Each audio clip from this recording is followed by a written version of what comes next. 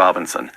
Be sure to follow us on Twitter, if you would, at twitter.com/UNCKnowledge. Twitter.com/UNCKnowledge. Comment, ask questions, suggest guests. A fellow at the Hoover Institution, Dr. Thomas Sowell has taught economics, intellectual history, and social policy at such institutions as Cornell, Amherst, and UCLA. The author of more than a dozen books, Dr. Sowell has just published a collection of essays, Dismantling America. Tom, welcome. Good to be here. Segment 1, Decline and Fall. From Dismantling America, quote, "The collapse of a civilization is not just the replacement of rulers or institutions with new rulers and new institutions. It is the destruction of a whole way of life and the painful and sometimes pathetic attempts of rebuilding amid the ruins. Is that where America is headed? I believe it is." Close quote. Now, whatever troubles we have, it's still the richest, most powerful nation in the world. We're still fundamentally at peace. Some soldiers in Iraq, some soldiers in Afghanistan, some in Germany, some in South Korea, but relatively small wars by historical standards in Afghanistan and Iraq. How can you say such a thing? Well, that description would also have fit the United States on December 6, 1941. So it's like the argument that was used when I used to question whether Social Security was fiscally sound. And I said, Social Security has never missed a payment. It's never been a day late or a dollar short. I said, it's always true right up to the moment of collapse. Again, from Dismantling America. While the Obama administration is not the root cause of the ominous dangers that face this country at home and abroad, it is the embodiment, the personification, and the culmination of dangerous trends that began decades ago. How does the President of the United States embody dangerous trends? How do you see this man? Oh my gosh. I see him as someone who all his life has been associated with and part of a group of people who fundamentally don't believe in the principles of this country. Not only people, with the most obvious example, obviously, is Jeremiah Wright. People like Bill Ayers, whom he's tried to disavow. But people who fundamentally think that we're on the wrong track, we have the wrong principles, and we need to be changed, whether we want to be or not. Tom, you mentioned Jeremiah Wright, his pastor at church in Chicago. You mentioned Bill Ayers, who was a former member of the Weather Underground. The Weather Underground, exactly. What about his formation, his intellectual formation at Columbia, Harvard Law School? Well, as he himself says, he always sought out the most radical people. He worked as a community organizer. I don't think most people stop and think, what does a community organizer do? He doesn't organize a community. It's not bake sales. It's not bake sales he's organizing. No, he's not telling people in the community how to shop better and stuff like that. He is mobilizing all the resentments, organizing them in order to put them into a battle to get what they want from other people. We don't have to wonder. Now, you talk about Barack Obama as embodying dangerous trends, quote, that began decades ago. Oh, yes. When? This is during your lifetime, during your adult lifetime? Yes, and perhaps even a little earlier. But I think what you see in the most clearly, I think, in the academic world, are people who don't think that this country is a great country. One example of a colleague of mine who teaches at Harvard, after 9/11, put an American flag on his car. And his colleague said, "What is that for?" When I visited Berkeley in the aftermath of 9/11, when there were flags everywhere, I did not see one flag on the Berkeley campus on any of those expensive houses. When I was coming back from Berkeley, the first American flag I saw was in a low-income black neighborhood in Oakland. These are people who consider themselves citizens of the world. And that the rest of us are so lucky to have them here to change America so that people like us don't have a voice. And of course, the whole way that Obama has operated with these enormous bills that no one has ever had time to read, that they rush through, when they're putting people in power who don't have to go through the confirmation process. Boom. So that we don't find out what they're like except by if there's an expose on Fox News or someplace. His whole thing has been to circumvent the American public in order to put in things that they clearly don't want as shown by the polls, as shown by this recent repudiation in Missouri. All right, that's a question. Barack Obama won by about 7 percentage points. That's the biggest for a Democratic presidential candidate. Bill Clinton won by 8. FDR won by big. But he's in the top 3 Democratic finishers in the last 7 decades. Barack Obama is. So here's the question. 7 decades. You've described him. You've described the academic elites. To what extent the American people voted for him? Yes. To what extent do you see a corrosion of values among the American people themselves?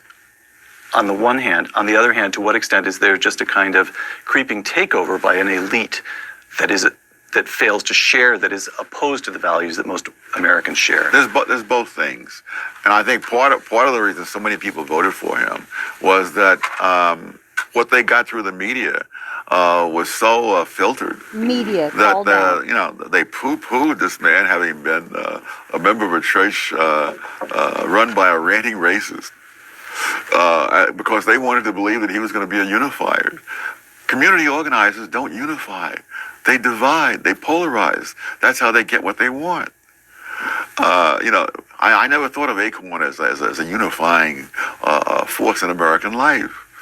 And this man is not. But, of course, if they don't know that, then, of course, they may vote for him.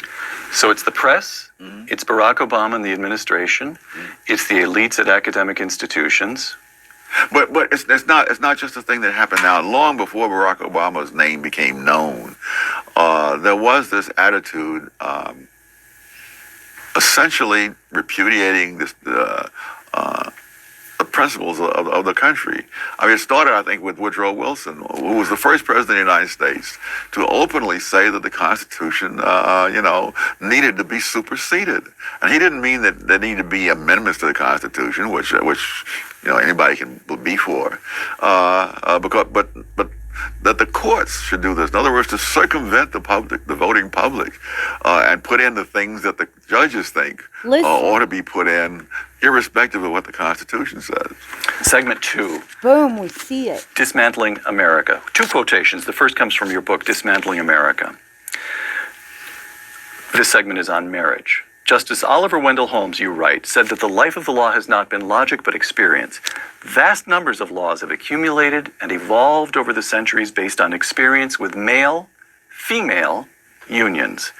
There is no reason why all those laws should be transferred willy-nilly to a different kind of union, one with neither the inherent tendency to produce children or the inherent asymmetries of relationships between people of different sexes. That's quotation 1. Here's quotation 2. U.S. District Judge Vaughn Walker, ruling in Perry versus Schwarzenegger on August 4th. Quote, gender no longer forms an essential part of marriage. That's a judge. Close quote. Not the American people. I just dropped that in your lap to see what you do with it, Dr. Sowell. Well, the most important decision is always who makes the decision. And so the question is not what is the role of gender for this judge to decide, but since we are presumably still, for the moment at least, a self-governing nation, it's for the voting public to decide. And so the fact that he feels that way, that's wonderful. Let him vote that way in the privacy of the voting booth. But let him not say that this is now the law of the land just because he happens to think that way. Tom, let me give you just another couple of quotations from Judge Vaughn Walker's ruling the other day. Judge Walker, the traditional understanding of marriage represents, quote, nothing more than an artifact of a foregone notion that men and women fulfill different roles in civic life. Close quote. That's an artifact. Well, one might say that Judge Walker is an artifact of what goes on in academia and particularly in the law schools. But again, the question is, whose decision is that? Is that a judge's there to decide that the rest of us, that what we believe is just not worth thinking about? Or is he there to carry out the laws that have been passed by the duly elected representatives? Tom, you know that during this trial, he had a long fact-finding phase in which one sociologist and expert after another came in to testify about the roles of genders, the state of marriage in the 21st century, and so forth. You just brush all that aside? No, none of that is a substitute for we the people, which is what the Constitution is about. Well, I could give you an impressive list of people who have said absurd things. In fact, if you were to make a list of all the absurd things said by brilliant people, it would be longer than the Encyclopedia Britannica. All right. One more from 30 Judge more Walker here. Quote, the evidence shows conclusively that moral and religious views form the only basis for the belief that same-sex couples are different from opposite-sex couples. Close quote. Well, it may be conclusive to him, but again, the question is, whose decision is it? Obviously, it's not conclusive to other people, or else the proposition that he was ruling on would never have passed. And been passed with the votes of 7 million Californians, Yes. by the way. All right. So let me ask you, just step back from that a little bit and ask you this question. How did we go in the space of a couple of decades, maybe 3, but I think probably closer to 2, from an America in which the notion of same-sex marriage was literally unthinkable? That is to say, it was in nobody's head, so outlandish that it never occurred to anyone, to a sitting judge, federal judge, named to the federal bench, by the way, by George H.W. Bush, Heaven help us. coming out with an opinion like this. What happened to the legal regime, to the social to the mores? Listen. Well, this is why I say that Obama is really the culmination of a trend. He didn't do this by himself. That there was a notion out there, a set of notions really, about the country, about what was right, and about who should make what decisions. Those notions were out there, before he ever became a public figure. But now that and I think what you saw was an erosion of the confidence in the country and the country's culture, its principles, and so forth. And all of this happened. And what is happening now is what was just an erosion, sort of almost uncoordinated and so on, to a deliberate attempt on his part to change the country in fundamental ways. Boom. Now, you talked about Woodrow